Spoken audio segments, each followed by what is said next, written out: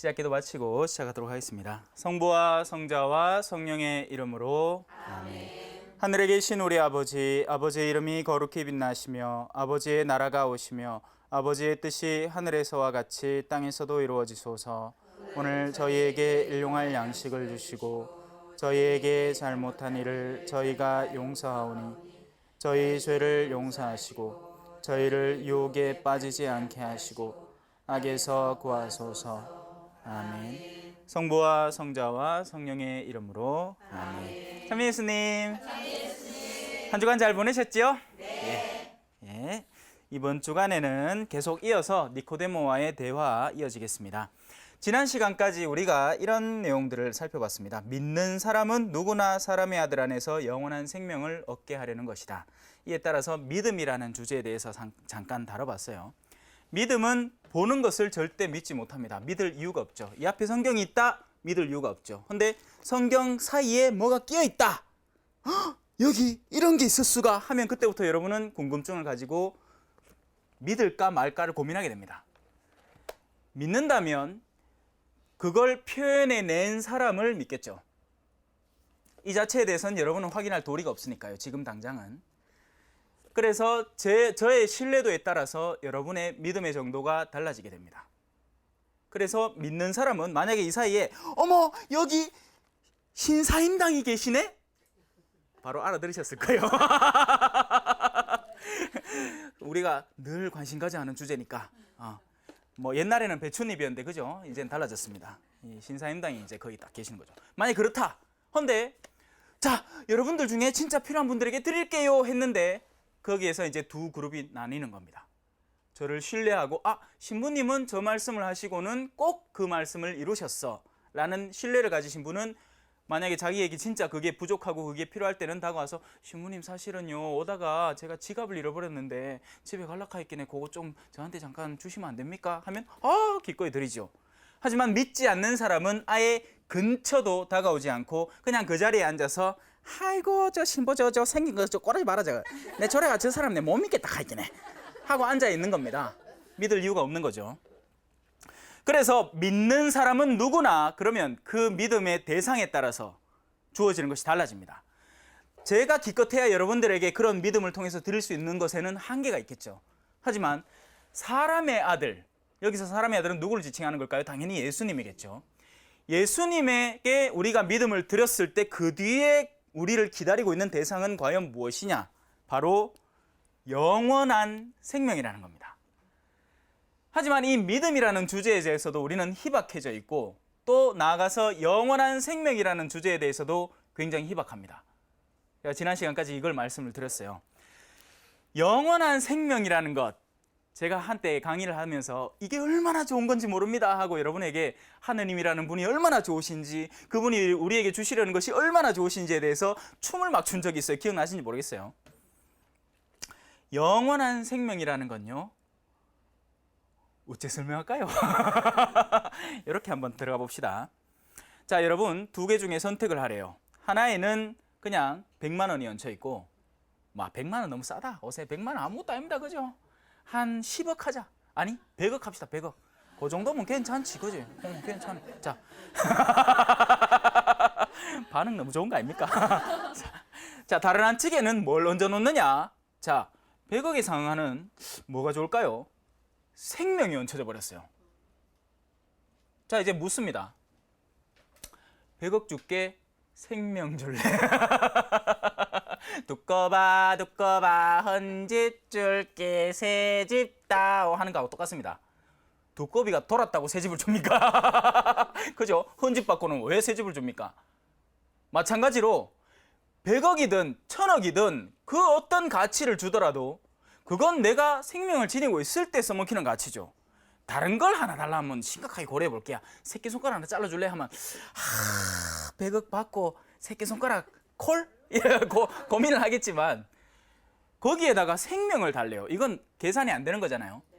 당연히 생명을 보존할 거예요. 우리는. 그런데 이 두 번째 저울질에서 사람들은 실패를 합니다. 어떻게 실패를 할까요? 자, 지상의 생명과 영원한 생명 골라 하면 이 사람들이 어리석게도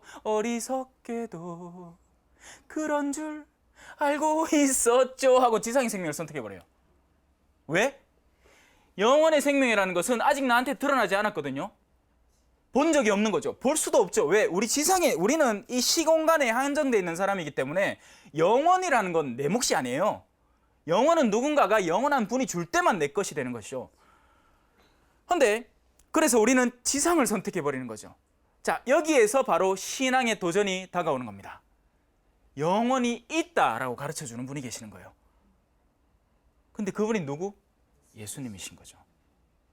예수님은 영원에서 오셨고, 그리고 영원으로 다가서시는 분이시고, 또 다가서시면서 동시에 이 유한한 존재들을 영원으로 이끌어가고 싶어 하세요.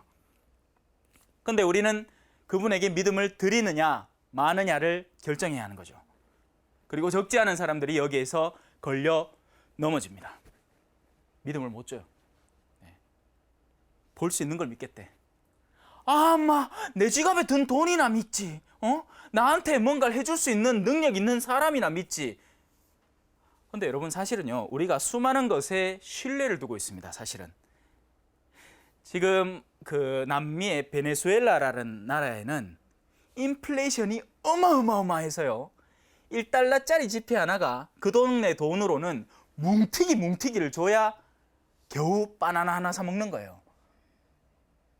옛날에는 그 사람들이 그 돈이 아직까지 안정되었을 때는 그 돈에 대한 신뢰를 갖고 있었을 거예요. 지갑에 돈이 두둑하니까 아이고 이제 좀 살 것 같네. 마치 오늘날 우리처럼, 그죠? 은행에 돈이 좀 있으면 아이고 어깨 좀 피고 살아요. 그런데 어느 순간인가 그 모든 돈이 그냥 숫자 노름에 불과한 것으로 드러날 때, 더 이상 아무것도 먹히지 않을 때, 은행이 파산해버렸을 때 우리는 어떤 느낌을 받을까요? 우리는 지금 상당히 많은 것들에 신뢰를 두고 있습니다. 이 세상 안에서요. 수많은 텔레비전 광고에 나오는 무슨 보험이니 뭐니 하는 수많은 광고들을 우리는 믿고 구입을 하는 거죠. 뭘 믿을까요? 거기서 제공될 서비스들을 믿는 거예요. 하지만 그 서비스가 실제 제공되느냐 마느냐 하는 것은 닥쳐봐야 하는 문제입니다. 그리고 기업들은 10원도 안 뺏깁니다, 여러분. 우리보다 100배, 1000배는 똑똑한 사람들이 거기 모여가지고 마케팅 전략을 짜고 이 상품 계획을 짜서 어떻게 하면 사람들의 지갑에서 좀 더 많은 돈을 꺼내고 우리로서는 덜 잃을 것인가를 고민하고 연구하는 사람들이에요. 그런데 누가 그 광고에서 얘기하는 것처럼 여러분을 최고의 소비자로 모시겠습니다. 광고는 실컷 그렇게 얘기하지만 실제는 아무도 모르는 거죠. 그 일이 일어나 보기 전까지는요. 하지만 충분히 예상할 수 있는 거 아니겠습니까? 우린 엉뚱한 데에다 신뢰를 두고 있는 겁니다. 그리고 정작 신뢰를 진정으로 들여서 영원을 얻어낼 수 있는 분에게는 의심하는 거지. 진짜? 될란가 그게? 자, 이제 16절로 들어가 봅시다. 하느님께서는 세상을 너무나 사랑하신 나머지, 요한복음은 어떤 복음이었다? 사랑의 복음이었습니다. 제가 시작부터 그걸 강조했죠. 사랑하는 사람이 적은 복음이에요. 왜냐하면 사랑하는 대상에 대해서 굳은 신뢰가 있었고 그분을 전적으로 사랑했어요. 사랑하는 사람은 그분을 아는 사람이고 그분을 아는 만큼 그분을 더 사랑하게 됩니다. 하느님께서는 세상을 너무 사랑하시는 분이세요. 그런데 우리는 어떻게 대응하느냐? 하나님 섭섭합니다. 와, 나한테 이런 거 안 들어줍니까? 이런 거 한번 해보신 적 있죠? 네, 많을걸. 와, 내 남편 안 바꿔줍니까? 와, 내 마누라는 누구누구 연예인같이 이쁜 사람 아닙니까? 와, 그래, 애교 있는 사람, 뭐 드라마에 나오듯이 그런 사람, 그런 사람 없어요. 그런 사람 없습니다, 여러분. 드라마는 상상의 산물입니다. 그래야 재미가 있죠. 여러분들이 일상적으로 겪는 걸 맨날 틀어놔봐. 남편이 집에 와갖고 막 양말 뒷버스 제껴놓고 막 얼굴은 또 오징어같이 생겨가지고 내맨키로 그 옆볼 때에 막 코 떡떡 파면서 막 방구 뻑뻑 끼면서 누워있어봐. 그게 무슨 드라마가 됩니까 그게? 그 드라마 누가 봅니까? 아니지. 집에 올 때는 막 머리카락이 살랄랄랄랄랄랄라 날리면서 들어와가 막 아내한테 여보 오늘 우리 어디 갈까? 뭐 이래 해줘야 재미가 나죠. 소파도 귀한 거, 장롱도 귀한 거, 그죠? 그리고 일어나는 이벤트들도 다 아름다운 것들을 꾸며놔야 우리가 그걸 보는 겁니다. 자, 다시 돌아옵시다. 하느님은 세상을 너무너무 사랑하세요. 그런데 우리는 그 하느님을 사랑하지 않죠. 도리어 의심하고 그분의 의도를 의심하는 겁니다. 계속. 정말 우리를 사랑하시는 건 맞을까? 왜 그럴까요? 하느님이 우리에게 주시려는 선물이 있어요. 어마어마한 선물입니다. 막 이따시만해요, 막. 근데 우리는 그 선물을 받을 능력치가 안 돼요. 왜 여러분 경주마들 보셨습니까? 경주마들은 어떻게 돼 있을까요? 옆불떼기 딱 가려져 있습니다. 왜 앞에만 봐야 되거든. 옆불떼기 지하고 똑같은 말이 헐떡 하면서 득득득 달리는 거 보면 엄마야 놀래라. 자화질에 열리면서 달리노. 놀래갖고 지도 섣보고 막 가만히 있고 내가 왜 이 경주를 해야 되나 모르거든. 한데 앞만 딱 보여주면, 결과만 딱 보여주면 거기를 향해서 열심히 달려나가는 겁니다. 그게 인간의 세태예요. 우리는 이것들을 치워버려야 됩니다. 우리를 가로막고 우리를 보이지 않게 만들어버리는 이 영역을, 한계치를 치워버려야 돼요. 어떤 게 우리를 그렇게 할까요? 이 팔랑거리는 귀. 자기야, 요새 애 공부 잘해? 나 우리 애한테 그렇게 공부하지 말라 했는데 또 1등 해왔잖아. 팔랑. 속에서 열불이 후아. 이것이 없으면 나는 아이를 얼마든지 기쁘게 누릴 거예요. 그 아이 그 자체로. 괜찮아. 아이 건강하고 튼실하고 지 하고 싶은 거 하면서 재밌게 놀고 엄마 사랑하고 아빠 사랑하고 됐어. 근데 그 얘기를 팔랑하고 듣고 와서는 어떻게 됩니까? 샥 해갖고 이제 애를 보는 게야. 뭘로 보는데? 성적. 이놈의 인간이 공부를 뭐하네. 천지 쓸데없는 인간 있나? 그때부터 닥달 시작합니다. 막 엄마 딴에는 야, 니 오늘부터 안 되겠다. 니 영어 학원도 가고 몇 시부터는 수학 학원도 가고 몇 시부터는 뭐 학원도 가라. 천불 나요. 그래도 엄마 밑에 있어서 합니다. 그걸. 그렇게 시간이 흐르잖아요. 나중에 엄마는 뭐라 하느냐? 내가 니한테 안 해준 게 뭐고? 아는 엄마한테 엄마가 내한테 해준 게 뭐요? 너무나 잘 아는 그 시리즈, 그죠? 자, 이제 다시 하느님의 주제로 돌아옵시다. 하느님은 세상을 너무 사랑하셨어요. 여러분은 바로 그 출발점에서 모든 것을 시작해야 사물들을 올바로 볼 수 있게 됩니다. 왜 이 남편일까? 자, 이제 정답 뭐다? 이제 답이 아직 바로 안 나오죠? 왜? 그러니까 내가 추상적으로 생각하면 하느님이 나를 사랑하는 줄 알겠어. 막 느낄 수 있을 것 같아. 그런데 현실로 돌아오면 너무 힘들거든. 하느님은 우리를 사랑하세요. 우리 주변에 일어나는 모든 사건과 사람들과의 연계관계와 인과관계는 하느님이 우리를 사랑하시기 때문에 일으키시는 것들입니다. 그 안에서 하나부터 10까지 다 배우실 게 있어요. 그런데 우리가 거기에다가 이 관점을 적용을 시켜버리면, 이 눈먼 관점을 적용을 시켜버리면 우리는 거기에서 얻을 수 있는 게 하나도 없게 되는 거죠. 자, 이제 하느님이 세상을 사랑하신 나머지 어떤 일을 하셨는지 한번 봅시다. 외아들을 내주셨습니다. 말이 쉽지. 말이 쉽지.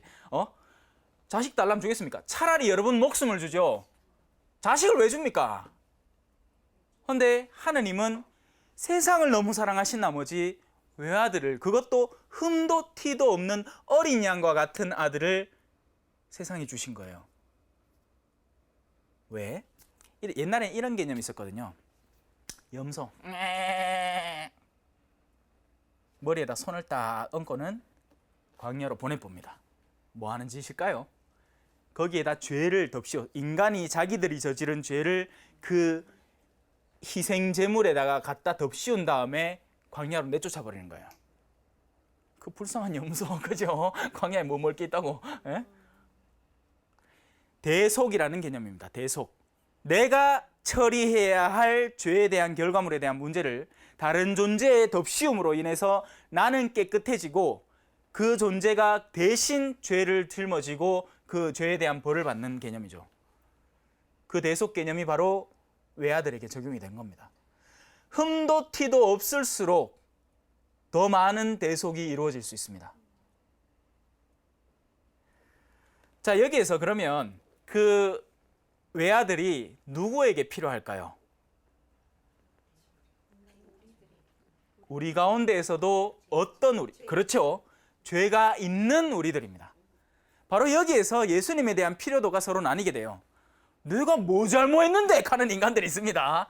예? 거기서 듣다 보면 속에 틈을 날 때 있어요. 이놈의 인간은 내 평소에 마누라 하면 안 되나?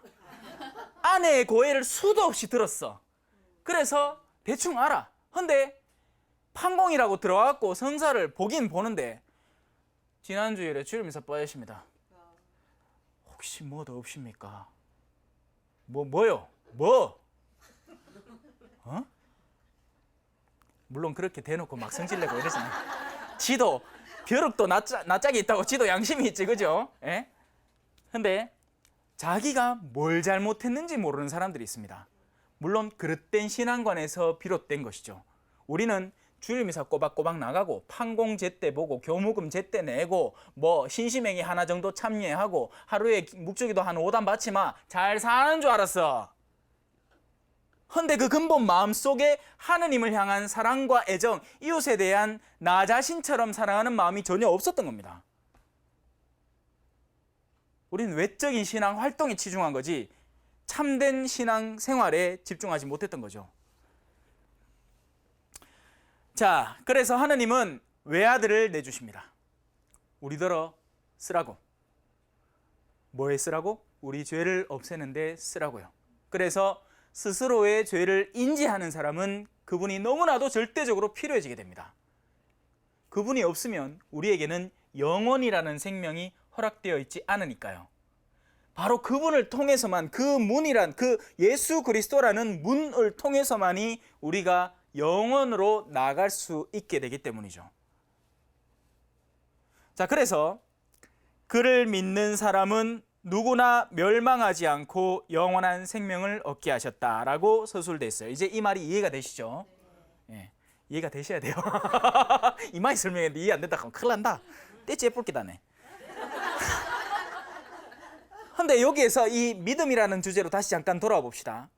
믿는다는 것, 제가 아까 잠깐 설명을 했어요. 헛된 믿음, 엉뚱한 믿음, 가식적이고 외형적인 믿음에 빠져들면 안 됩니다.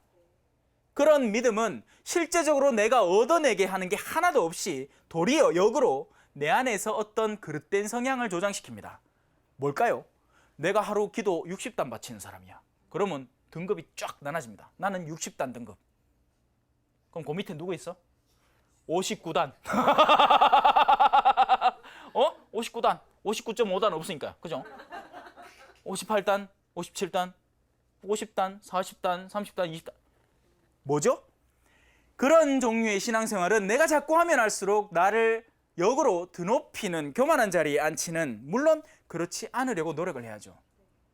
너희는 기도할 때 어디 들어가서 하라? 골방에 들어가서 남이 보지 않는 데서 하라고 했습니다. 왜? 숨은 일도 보시는 하느님께서 나를 지켜봐 주시니까요.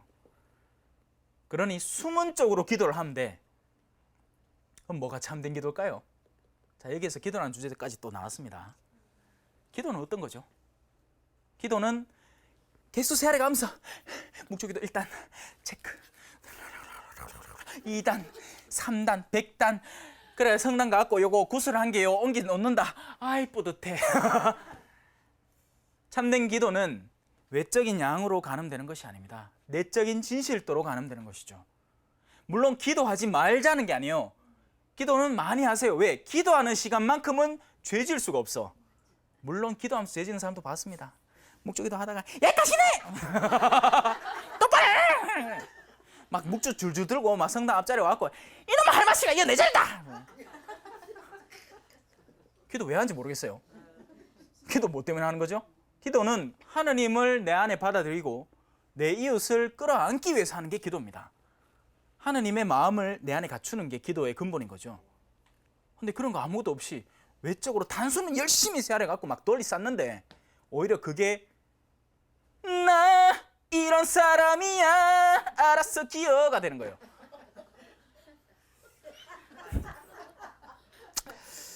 자, 다시 돌아옵시다. 하느님께서 아들을 세상에 보내신 것은 세상을 심판하려는 것이 당연히 아니겠죠. 제가 염소 이야기를 했잖아요. 염소가 왜 존재합니까? 우리 죄를 대신하여 순환하고 쫓겨나려고. 염소는 쫓겨나니까. 그러려고 염소가 있는 거예요. 아들을 세상에 왜 보내셨을까요? 인간들이 그 외아들을 통해서 건너오라고 하나의 다리 역할을 하신 거죠. 하느님과 인간 사이에는 더할 나위 없는 시면이 존재를 하는데 그 외아들이 그 시면을 채우고 하나의 길을 마련하신 겁니다. 나는 길이요 진리요 생명이다 해서 우리는 그 외아들의 길로 다가올 수 있게 되는 건데, 그 길에 우리가 다가서는 방법은 바로 믿음이라는 거예요. 믿음으로 저 산도 옮기리 믿음으로. 이제 한 8번 하겠긴 하지. 제 스타일을 좀 아시네. 자, 그래요. 우리는 그 믿음이라는 통과점을 잘 통과해야 되는데 헛된 믿음에 빠져 있다가는 이 믿음이라는 제대로 된 길을 다 절대 알 수 없다는 것입니다. 우리가 예수님을 믿는다 하는 것은 외적이고 가식적인 형태의 믿음의 외적 생활을 열심히 따르는 게 아니고 참된 믿음을 추구하는 거예요. 그 믿음은 열매를 드러냅니다.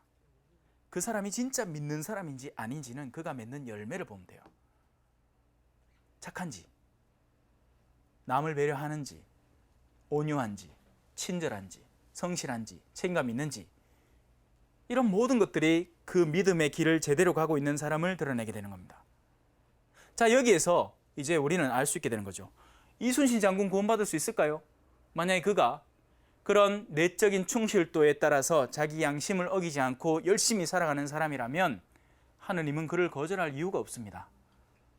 반대로 이 사람 레지오 단장인데 단지 그 이유 하나만으로는 이 구멍을 통과하기는 힘듭니다. 오히려 거꾸로일 위험성이 더 높은 거죠. 그가 무슨 단장이었고 그가 무슨 회장이었고 하는 동안 정말 참으로 다른 이들의 발을 씻는 겸손 안에서 그 직무를 수행하지 않고 도리어 역으로 모가지가 뻣뻣해서 슬픈 짐승이 되어 있으면 그 영혼은 참으로 안타까운 영혼이 된다는 겁니다. 여러분은 신앙생활 안에서 그런 모습들을 자주 만나게 될 거예요. 엄마야, 저 사람은 저렇노? 이런 거 있잖아요. 그죠? 근데 걱정하지 마세요. 하느님은 그런 영혼에게도 그에 합당한 또 새로운 길을 마련을 해서 그가 깨닫도록 도와주시니까요.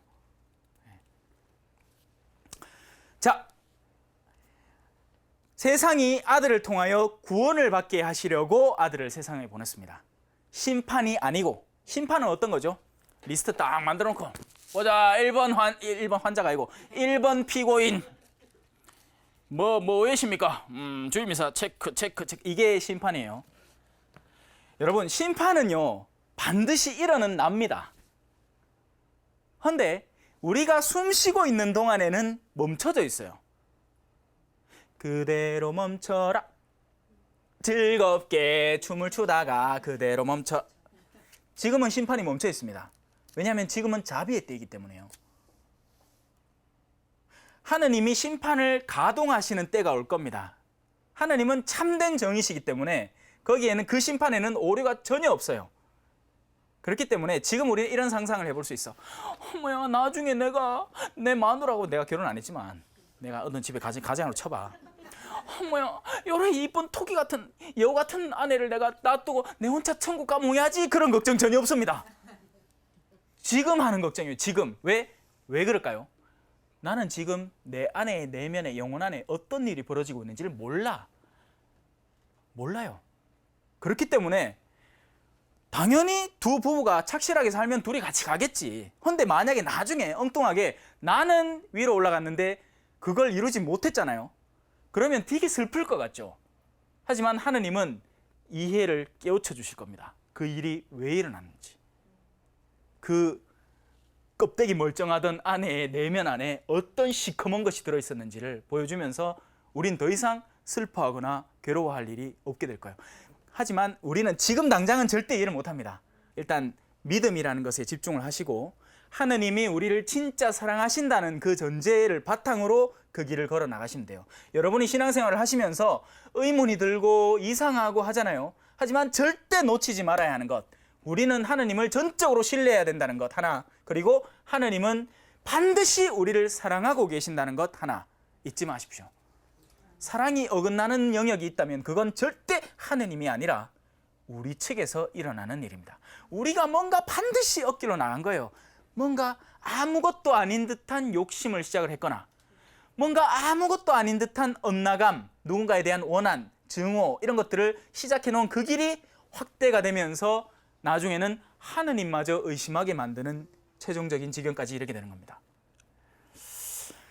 자, 요 구절은 진짜 중요한 구절이거든요. 하느님은 세상을 심판하려고 그 일을 하신 게 아니에요. 하느님은 세상을 구원하시고 싶은 겁니다.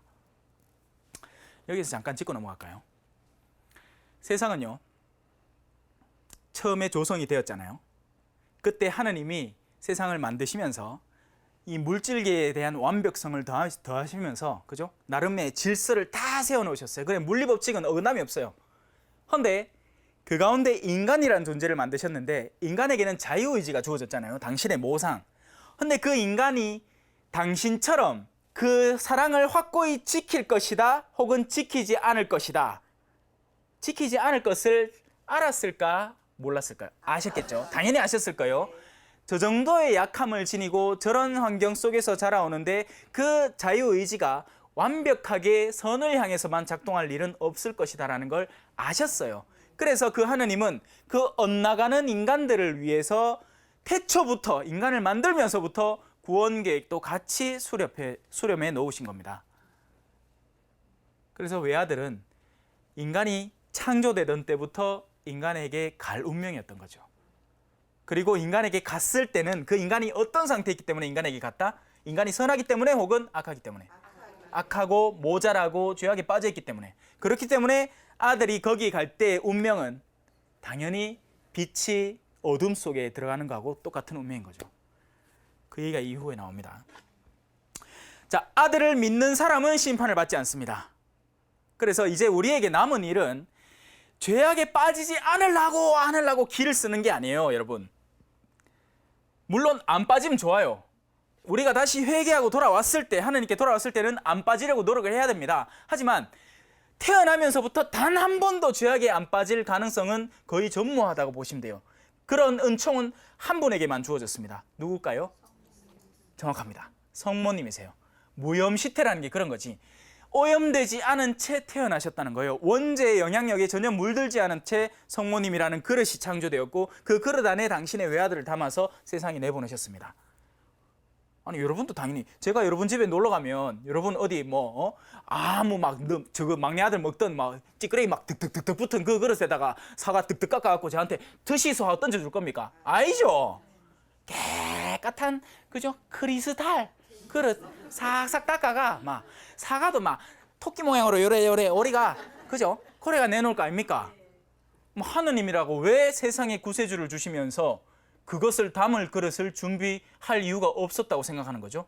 당연히 했겠죠.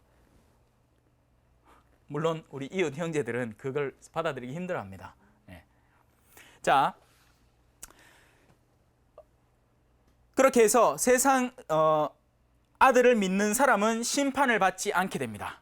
네.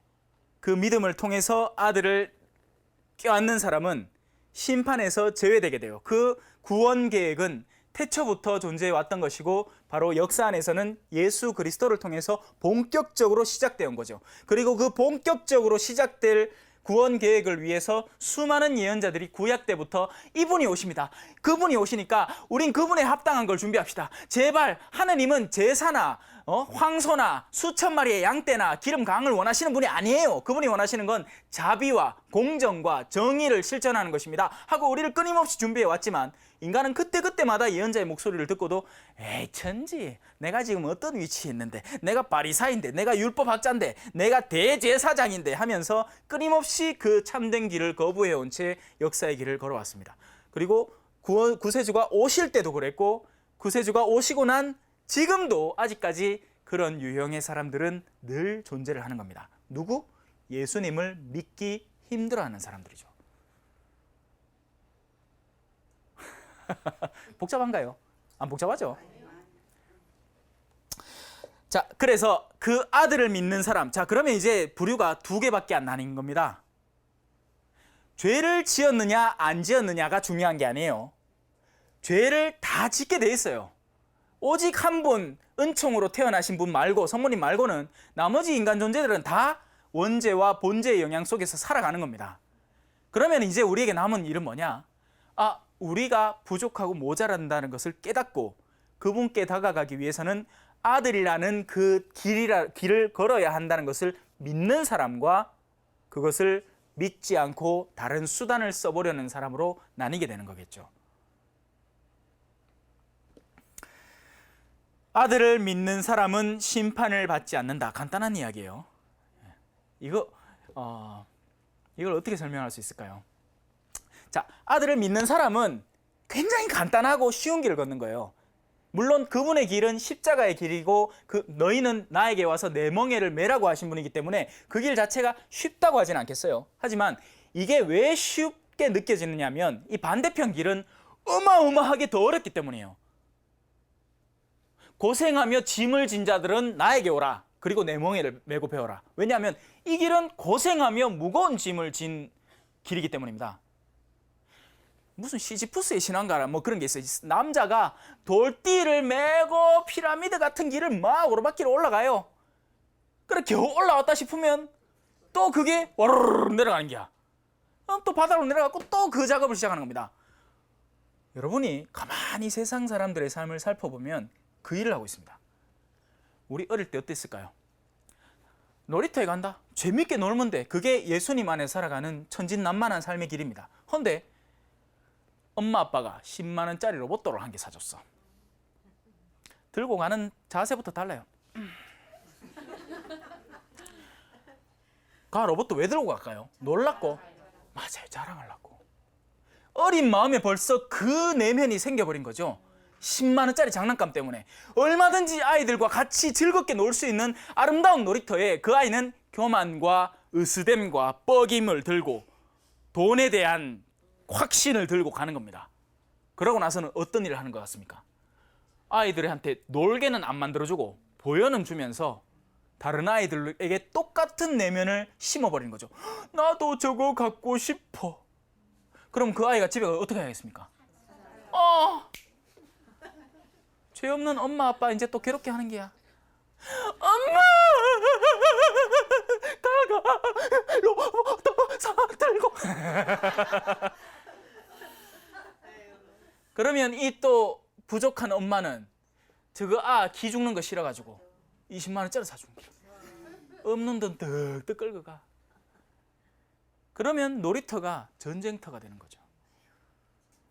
우리가 해오는 일이 그런 일이었어요. 지금까지 수도 없이 그런 일을 반복해 온 겁니다. 그래놓고는 나중에 자녀들이 부모에게 효도하길 기다려요. 이 어리석은 사람들, 그죠? 자녀들의 마음속에 돈에 대한, 물질에 대한 그 간절한 열망을 키워놓고는 이제 와갖고 부모를 섬기래. 뭘 근거로 도대체 뭘 근거로? 주일학교에 보내는 것도 그랬어요. 집안에서 가정교육은 안 돼. 신앙교육도 안 돼. 그래서 주일학교 보내는 거예요. 그것이라도 뭐 배우겠지 싶어갖고. 배워옵니다. 배워와요. 성당 가갖고 하느님은 계십니다. 하느님은 사랑이십니다. 하느님은 우리가 서로 사랑하라 그랬어요. 참되고 진실하게 살아가라 그랬어요. 하고 스님한테 잘 배워와요. 근데 집에 오면 엄마가 갑자기 야야야야야야야 전화에다 대고 내 음탁해라.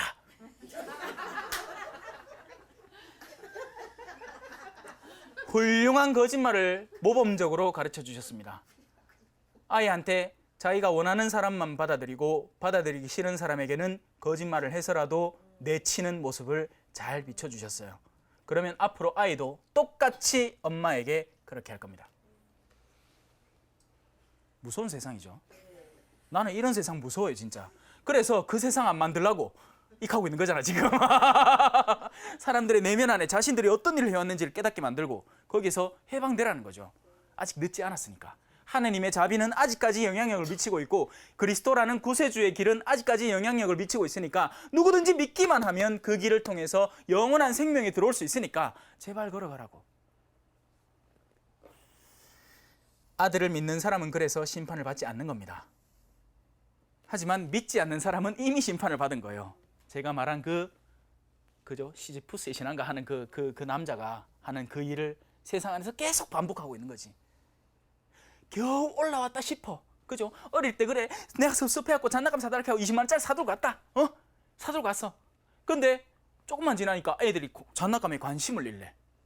그죠? 장난감 짜더라. 몇 년 동안 갖고 논다고. 그럼 그 다음에 뭔데? 어머야, 자를 보니까 자는 애인이 있어. 인자 고등학생인데, 왜냐하면 제 경험담이에요. 왜냐하면 그때 당시에 그런 것들이 반복돼서 일어나는 겁니다. 어릴 때는 그저 프라모델 하나 더 갖고 싶고, 총 만드는 거 이런 거 건 프라모델 이런 거 갖고 싶어 하고 막 애를 쓰다가 시간이 흐르고 나면 아무도 그걸 안 갖고 놀아. 내 혼자 집안에서 욕하고 있으면 그야말로 오타쿠 되는 거죠. 그러니까 이제 관심사가 바뀌어야지. 그 친구들을 보면 뭐가 이제는 더 정신을 집중시키느냐? 여자친구 있는 애, 남자친구 있는 아이들, 서로 성당에서 썸 일으키고 있는 아이들. 요새는 그런 것도 없을 기라. 성당에 아들이 와야 말이지. 아이들이 와야 썸이 일어나죠. 그렇게 썸이라도 일어나서 아이들이 관심을 갖고 성당에 오면 그 성당에 와서 배우는 건 좋은 거니까 다행일 겁니다. 아예 오질 않아요. 다 공부한다고 바쁘대. 근데 그 공부는 누가 시켜서 바쁜 걸까요? 자기들이 정말 공부하고 싶어서? 아니죠. 엄마 아빠가 시키는 겁니다. 지금 총체적인 난국이에요. 빨리 정신 차려야 되는데 정신 안 차리면 다 같이 무너지는 거죠. 신학교 성소자 숫자는 갈수록 줄어들지. 이제 난리 났습니다 지금.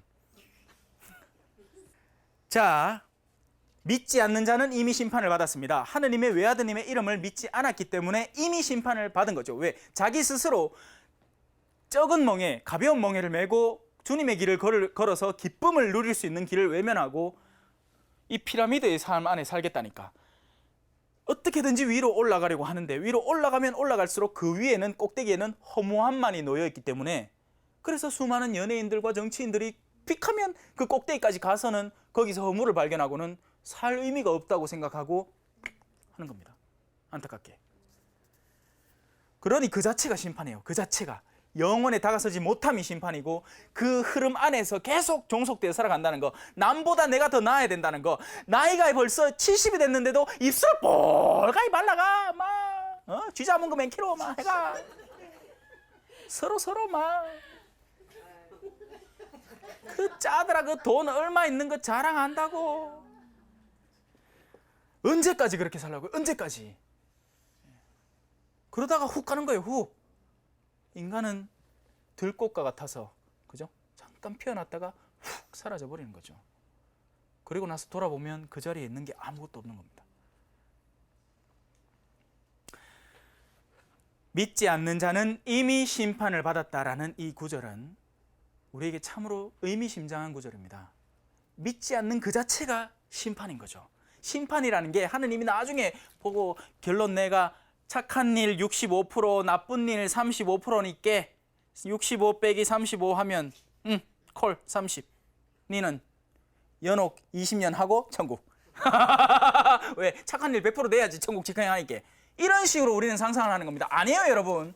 이미 심판은 이루어졌습니다. 어떻게 해요? 우리가 그리스도에 대한 믿음을 둘 때 우리는 영원으로 심판받아서 그 영원으로 다가서고 있는 거고요. 그 영혼에 대한 심판 자체에서 우리 스스로를 멀리할 때, 아직도 세상의 것이 탐스럽고 맛깔스럽고 아름답게 느껴질 때 우리는 우리 스스로를 이미 그 안에 심판해버린 거예요. 나는 영혼과 단절돼 있고 나는 그 안에서 허둥대며 살다가 엉뚱한 영혼을 만나게 될 겁니다. 왜? 영혼은 하느님이 하느님스럽게 만드신 것이기 때문에 사실은 몰라요. 어떻게 될지. 뭐 신학자들에 따라서 인간의 저주받은 영혼들이 과연 영원히 살 수 있을 것인가, 그에 대해서는 아직도 신학자들이 논의 중일 거예요. 하지만 예수님이 표현하신 바에 따르면 그 불꽃은 꺼지지 않는다고 표현이 됩니다. 그래서 멸망도 영원한 멸망인 거죠. 우리 인간이 지금 상상하기엔 도저히 이해할 수 없어요. 자비롭다는 분이 왜 지옥을 만드셨을까? 아니에요, 여러분. 물론 장소적으로는 준비해 놓으셨죠. 물론 이 장소라는 말 자체도 공간에 한정되는 것이고 지옥이라는 영역이 있습니다. 하지만 거기가 영원할 것인가 아닐 것인가 하는 건 나중에 가서 한번 체험해 봅시다. 가지 마이세요. 농담한 거예요. 절대 거기는 가면 안 됩니다. 우리는 영원한 행복의 나라에 가야죠. 자, 그 심판은 이러합니다. 자, 이제 제가 지금까지 설명한 그 구원과 심판에 대한 내용이 이렇게 요약이 됩니다. 심판은 이렇습니다. 빛이 이 세상에 왔어요. 하지만 사람들은 그 빛보다 어둠을 더 사랑했습니다. 그들이 하는 일이 악하였기 때문입니다. 이게 결론이에요. 이게 빛이 세상에 오면 원래는 사람들이 그 빛을 너무 좋다, 우리 막 해수욕장에 막 벌렁벌렁 벗고 어머야 하고 이거 선탠 하는 거 맨키로 햇볕을 즐기고 누려야 되는데 내가 근본 태생이 벌레인 거예요. 바퀴벌레. 그럼 어쩔까요? 햇빛이 쫙 나오는 순간 하고 그늘을 막 찾아 들어가. 그 자체로 내가 내 본래적인 성향을 드러내는 거죠. 빛의 자녀들은 빛이 다가올 때 빛을 즐깁니다. 빛의 자녀들은 예를 들어서 한 본당에 엉망진창이에요. 엉망진창.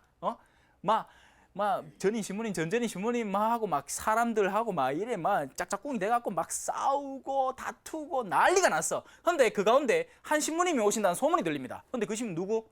교구에서 소문난 나름 의로우신 신부님이 오신대요. 의로우신 신부님, 선하고 의로우신, 공정을 늘 실천하는 신부님, 대쪽 같은 신부님이 오신대. 사람들이 난리가 납니다. 왜? 이제 자기들의 어둠이 드러날 테니까요. 사목위원들이 난리가 난 거예요. 우리는 늘 신부님 모시고 뭐도 하러 댕기고 뭐도 하러 댕기고 손대면 턱하고 막 노래방도 댕기고 막 별거 다 했거든. 근데 그 신부님은 오면 전 본당에서 소문이 들리는데 그 신부님은 술자리 잠깐 그냥 식사 정도만 하시고 마치뿐데 재미가 없어 죽는 거예요. 우리가 아니 그 신부님 오면 우리 사목이 안 할랍니다. 이제 난리가 난 거예요. 사목위원들이 다 직분 던지겠대. 당연하지. 왜 사목위원을 하는데? 놀랐고. 근데 그 대쪽 같은 신부님이 온다 하니까 이제 뿔뿔이 다 흩어진 겁니다. 이거하고 비슷한 거예요. 우리 안에 어둠이 있을 때 빛이 다가오면 그 빛을 끌어안는 게 아니라 그 빛을 피해서 달아나고 싶습니다.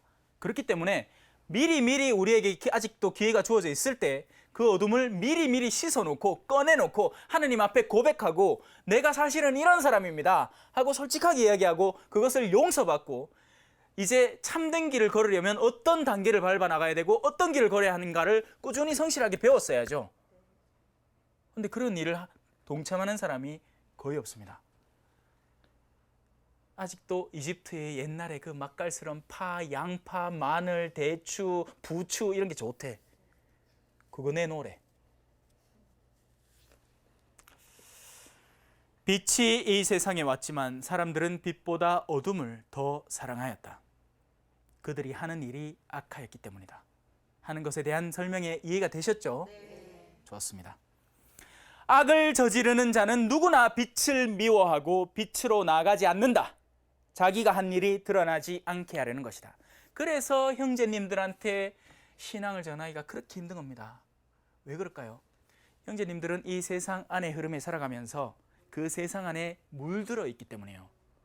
형제님들은 2차를 가고 3차를 가는 게 익숙해 있기 때문입니다. 제가 말하는 2차, 3차가 그냥 두 번째 술자리, 세 번째 술자리로 착각하지 마세요. 2차가 다르고 3차가 달라요. 왜? 술이 취하면 취하는 만큼 이성이 삐뚤어지기 때문입니다. 고삐가 풀린다고 하죠. 욕구가 샘솟고 그러면 그 샘솟는 욕구 뭐 하겠습니까? 집에 아내가 정말 성실한 그리스도인이라서 그죠? 남편을 정말 사랑하고 정말 보듬어주면 그 남자는 2차, 3차 갈 이유도 없어요. 1차 마치고 나 바로 집에 간다. 내 아내 기다린다. 사람들이 놀리겠죠. 저 공채가다. 상관없어요. 그 사람은 의로운 사람이니까요. 요셉이 그렇게 의로운 사람이었습니다. 하지만 이 남자들은 빛보다 어둠을 사랑하는 사람들이에요. 또 그 어둠을 사랑하도록 조장하는 집안의 내조도 있습니다. 요거는 다음 시간에 천천히 설명을 드리도록 할게요. 자, 그래서 심판은 마지막 단계에 팍 하고 이루어지는 어떤 것이 아니라, 어떤 사건이 아니라 우리가 우리의 자유의지를 빛을 향해서 쓰느냐 아니면 여전히 어둠이라는 어떤 영역 안에 두느냐에 따라서 우리 스스로 심판을 조장하고 있고 이미 차근차근 진행해 나가고 있는 겁니다. 거짓말에 또 거짓말을 더하고 또 거짓말을 더해서 어둠의 영역을 자꾸 늘려가면 늘려갈수록 나의 심판은 그쪽으로 향하는 거예요. 그런데 내가 거짓말을 한번 했을 때 그것을 뉘우치게 하는 계기를 얻어 만나고 그걸 뉘우치고 다시 빛으로 돌아오려고 노력할 때 우리는 영원으로 나가는 겁니다. 그래서 우리는 그 세리와 그 바리사이의 비유를 알 수 있게 되는 거죠. 바리사이는 앞에 나가고 내가 어떤 사람이 내 11조도 내고 내 성당 맨날 나오고요. 아니 회당, 그때는 회당이겠지. 회당 맨날 나오고 내 율법도 잘 알고 내가 꼬박꼬박 지킨 사람이야 했는데 그 안에는 교만이 존재했던 것이고, 세리는 자신이 하는 일을 알고 있었습니다. 죄스러운 일을 하는 걸 알았죠. 바리사이는 자신이 교만하다는 걸 모르고 있었고, 세리는 자신이 어둠 속에 있다는 걸 알기 때문에 빛을 향해서 나가는 겁니다. 네, 오늘 이 9번째 수업 열심히 잘 들어주셔서 고맙습니다. 마친 기도 마칠게요. 성부와 성자와 성령의 이름으로 아멘. 영광이 성부와 성자와 성령께 처음과 같이 이제와 항상 영원히 아멘. 성부와 성자와 성령의 이름